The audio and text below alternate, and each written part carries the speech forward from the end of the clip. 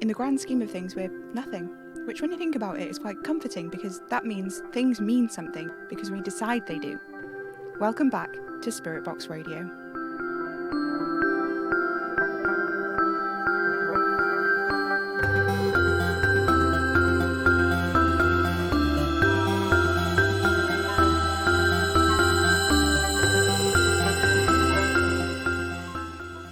Hello, faithful listeners. Another week, another segment.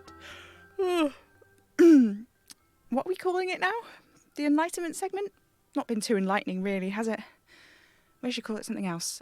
The hang out with the host until he feels like he's wasting your time segment? Or the Sam knows nothing about literally anything segment? The endless Q's and no A's except for arseholes segment? Oh, I don't know. Just feels like roadblock after roadblock. What's going on with the scaremongers? Don't know. What's Scourge? Don't know. What does it mean that me and my boyfriend now have conversations where we just stop and sort of look at each other, and I know that he knows that I know, he's thinking about asking about the deal thing, and he knows that I know that he knows, and it's...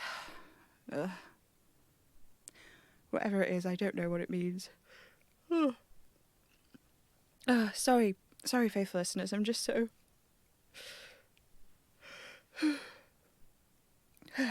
tired. I don't know what it is. I've been absolutely exhausted right into my bones for the past couple of weeks. What was I saying? Oh yeah, Oliver has been teaching me to make chocolate mousse, which is nice, isn't it? That's good. I like it a lot. Apparently it's a lot more difficult to make a vegan mousse, which doesn't collapse according to Oliver, and he seemed surprised he actually managed it. I made a joke about mousse falling over and he looked at me like I'd turned into a mousse, so then I just pretended I hadn't said anything and kissed him. I'm good at distractions, apparently. He tells me so frequently. Gods. I need to stop talking about this. I'm supposed to be not getting into these things. I'm voicing my personal grievances on air, isn't it? Also, I have a cold. I just want it to be summer. Don't get me wrong, I love the winter. I love snuggly cardigans and blankets, but apparently the car posh gets very humid in the summer, and I know I spent a few days there with him last summer, but I feel like we didn't really make the most of it, you know? I wish I knew how Oliver makes the whole space work. I'm pretty sure the shop is bigger on the inside and that the back room is impossible. Like, there's no way it can exist according to the structure of the building the shop is in. It just doesn't make sense. You can walk around in there for ages. I once even got lost before Oliver taught me the proper way around. It's a good thing too. He's got all sorts of things in there. He gets infuriating about it all, to be honest. The ivy on the walls moves much faster than other climbing plants. You can sit and watch the fronds feeling their way up the wall. It's fascinating. Oliver says it's just a matter of persuasion, but no matter how much I yell at the houseplants, all they ever do for me is die. Oh well. We can't all have green fingers, I suppose. Or is it thumbs? I don't know. I suppose it doesn't really matter, does it? No. Revel. Go away! I'm busy, I'm trying to... How did you even... Do you have any idea how exhausting this is? I swear to you, Please, Revel. I'm so tired, I don't want to talk to you right now. Test my... I don't have theories, Revel. You say you're a major arcana, and that's fine. I don't see why I should carry on talking about it endlessly or... I know it's been 2 weeks, I know. You're deliberately doing this whilst I'm broadcasting, aren't you? I'm at my strongest. Yeah, I feel really strong, thanks. Of course I care about the faithful listeners. I've been talking to them, haven't I? I've been answering letters and everything. Surely that's better than just waffling on about you and everything else. I speak and will be heard. What's that got to do with anything? I am speaking, Revel. That's what we call it when we flap our mouths about and sound comes out. I'm not pushing you or spurning you or whatever. I just don't want to talk about it. What is there to say? According to you, I can make major arcana. What else is there to say about that? I didn't do this on purpose. I didn't want this. I didn't ask you to serve me or whatever. Like, what am I supposed to say? Like, how am I supposed to feel about that, huh? What do you want me to say? Well, I feel like, what the hell? I have no idea what more to tell you, Rebel. Like, what else am I supposed to say? How many of you cats belong to me or whatever? What am I supposed to say about any of that? All of you. Rebel, please just... I need some space. I need a break. But I don't want to think about it. I just want to... I want to go back. I want to undo it. I want to fix it. I didn't do this on purpose. I thought you were staying because you're my friend, but you're not. You're staying because I made you. What do you mean you don't think that's how it works? You've met Oliver. You know what it's like. He would do anything to change this. Anything. The only reason that he hasn't asked me to take his deal is because I made him not ask. And it's just... I try so hard to keep it in check. This thing that happens when I speak. If I know it's happening, I try to go back and unpick it, but I didn't do that. I couldn't, because otherwise he'd have asked me. And I don't want to tell him no. Don't you understand, Revel? Don't you get it? But I want to run from this. Why can't I just disappear into nothing and never do any of this anymore? I'm not special. I don't feel special. I can't... How am I supposed to make sense of what I can do, let alone what else is going on? How am I... Okay, fine. You want me to share my theories? Fine. I think there's 3 of them. Scourge, scarcity, and the thing the letter writer from last week saw. I think the scaremongers are connected to the soup kitchen and the burger van thing. I do. I don't know why, but that's what I think. I think Madame Marie was searching for the impossible children to work out what to do with me, but I have no idea what her grandmother was doing that for. But somehow I think it's what happened to her parents that will help me figure that one out. I don't know why I think that, I just do. I don't understand how the forums came into play in all of this yet, but it's got something to do with me and what I need, and it's connected to the show, which doesn't seem to have been set up on purpose, so I wonder if it's like, I don't know, an arcane artifact? What I do know is that the recording machine is attached to the show and the forums, so there is at least one link there, likely more, because when I speak, the ghosts in the forums, they play live on air, just the way I do, even though I don't know how I'm talking to them anymore. It's not even normal phone calls now, is it? I haven't heard from Kitty in weeks. I'm worried about bringing it up to Anna because she has so much on her mind already, and she's still mad I went to investigate the scaremongers and still mad that I'm dating Oliver. I've set the toaster on fire 3 times this week, and every time I sleep with my boyfriend, all the furniture hovers, and neither of us know what to say about it, so we just don't say anything, and I think he's going to ask me about to take his deal, but I don't want to do that because he'll ask me to let him die, and I can't let that happen because I need him.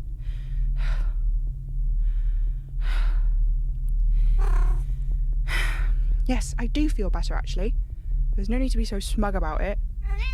I know you were right, but what am I supposed to do with that information? Apparently, if I don't voice my thoughts and feelings about everything that's stressing me out, even if I do let slip a little bit of detail here and there because I can't help it, then I feel terrible, like I'm coming down with some awful flu thing and... Oh. I speak and will be heard. Is that what you meant? I have to speak and be heard, is that it? Amongst other things, real helpful, Revel. You know what? I get the impression the man in the flat cap can, tell his major arcana what to do, but you just ignore me and boss me around. Typical cat, I guess. Yeah. I love you too, you great fuzzy lump. Now what? I've run out of the letters backlog. Nothing too interesting has been happening on the forums, really. It's all been fairly quiet, except for the constant chatter about possible links into the scaremongers, reports of people disappearing, that kind of thing. I don't know. I'm grateful for your help, listeners. I really do appreciate it. What am I doing here, really? Madame Marie spent so long trying to keep me away from all of this, but the day I went down into the studio after she disappeared, everything was labelled. Was she protecting me, or setting me up to inherit his throne? And the prophecy, the one Hysteria told me about, I can defeat the one who walks here and there. Defeat him how? Because so far I don't know. I'm a mess. I have no handle on any of the weird things I can do. I don't understand how any of this works. I don't even know what it means to be heir apparent. Maybe the scaremongers are right too, and I'm not the only one. Maybe there are others. Maybe all the impossible children are heir apparents. What would that mean? Oliver seemed pretty infuriated by that idea, but he can't tell me any more about it because of the stupid taboos. And where in the hell's his Scourge? I couldn't get rid of him before, and now I actually want them to show up. They're nowhere to be found. I've tried everything I can think of, and nothing has worked. Why? Why is he ignoring me all of a sudden? What was it before that made him come to me, which I'm not doing now? Huh. You know, I think you might be right. Let me think. When did he actually show up? There was that message on the recording machine. They said something like, "Glad we found you, remember? We." When was the next time after that? Oh yeah, he scared Rytidia, I remember that. They also scared off Oliver too. And then what happened? Oh god, they manifested in the studio. That was the first time I saw them.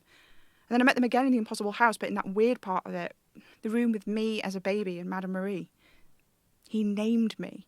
And the last time I heard from them, they told me not quite yet, whatever that means, but it's not worlds away from what the man in the flat cap said on the phone after the Impossible House collapsed, is it? Not yet. What is it about all those times, though? Why then? What does it mean? Oh, you're right. Oh my gods. Apart from the message left on the machine, I was asking questions. Rytidia and Oliver had been helping me figure things out, and then he scared them off.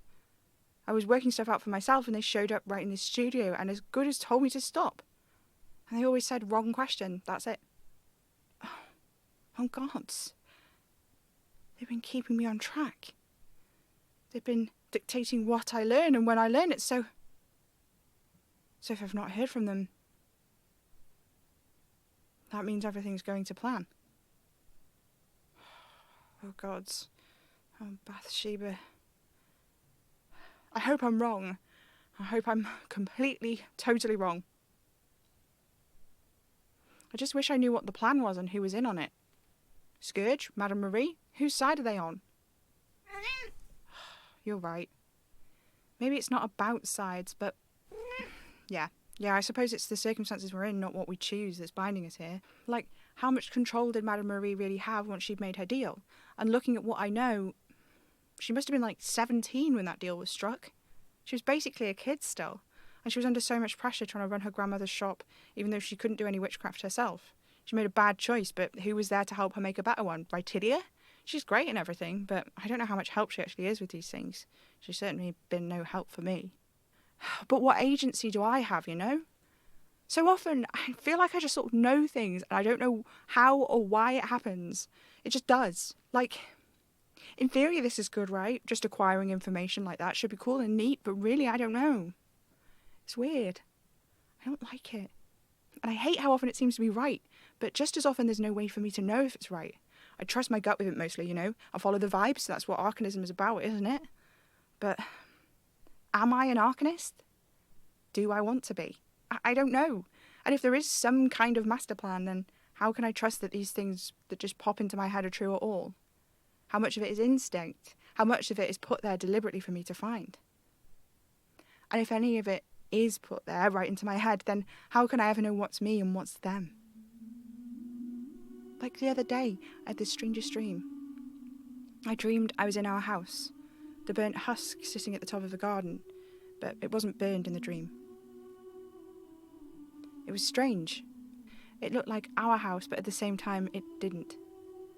Everything was too smooth, too clean. White light poured in through the windows, but I couldn't see anything outside. Nothing at all. There was nobody else there. It felt like they'd been there just a moment ago, like any minute they might come back, only I knew somehow that they wouldn't. They were gone. Gone in some way I couldn't imagine. In all honesty, I think I've lived my whole life surrounded by ghosts, even when I didn't know it. But walking around that house, there was nothing. No presence, no echoes of life. Everything was gone, and it was just me. And I was alone, properly, in a way I've never been alone before. I don't know. It was so strange, because I've heard people talk about being haunted as a kind of fear, but I've never understood what they meant until I was standing in that empty house, empty in this vast, unresolvable way, that I finally felt it. Haunted. And it wasn't because I felt something. It was because I felt nothing. I was reaching out to take something's hand, and there was nothing there for me to grasp. It was just me, there. The sound of my breath was so massive in that space that each one was as loud as an ocean wave against a cliff, deafening, ripping through the pressing silence. And then I realised I couldn't feel my heart in my chest. There was only the crash, crash, crash of each breath. And then nothing. And then I woke up in Kitty's shed, and Revel was squished in between Oliver and I, and I was warm and safe. And when I reached out, I could feel Oliver's pulse in his throat, and I could feel my own heart hammering in my chest, and Revel's nose was whistling as he slept so deeply. I moved in the bed, and I heard the paper rustling, and I found, under my own cheek, a drawing of the white door. And I realised it had been weeks, months even, since I had drawn it last. There was no pencil in the bed, no smudge of graphite on my hand, nothing to suggest that I had drawn it, but I must have. And it was so strange to realise that it had been so long since that had happened. I folded the paper up and put it under the pillow. I managed to get to sleep after, and I didn't dream anything else, but even in the morning when we all got up properly, it was like that dream was still clinging to me. The emptiness of it. The nothingness. Even wrapped in blankets with several cats and the man I love, it was like I couldn't shake it. And even now, the house, it was just a dream. I keep telling myself over and over it was just a dream, but the folded up drawing was still there under my pillow. I waited until Oliver went back to the car posh before I looked at it properly. He has a bunch of weddings coming up and there's loads for him to do, and I'm more of a hindrance when I'm there at times like this because apparently flowers wilt faster when I'm nearby, but it's whatever. So I sat down on the bed and I took the drawing out, and then I could see it. It wasn't there on the page per se, but at the same time it was. A sigil. I could see it like gleaming threads, like arcane connections between things that you can see when you look through the seeing glass, except I could just see them, if only for a moment, like it was because I was holding the page a certain way or something. Only, no matter how I turned or held it in the light, I couldn't see it again after that brief instant. But I could still see it in my mind. The sigil connected all the points of the door, each corner, the handle. It was definitely a sigil, and I knew when I looked at it that it was mine. I don't know what that means. I think I'm going to go to bed, faithful listeners. Good night.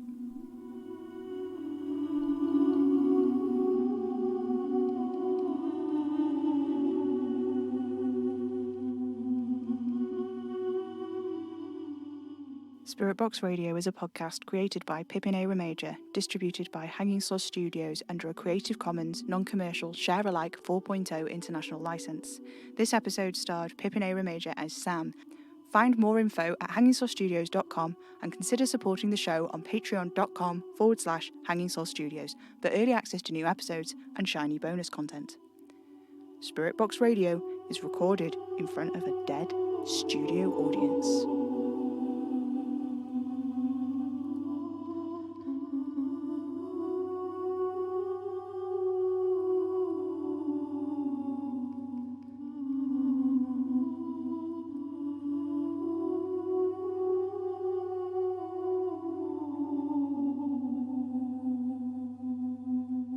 Tune in, get spooky.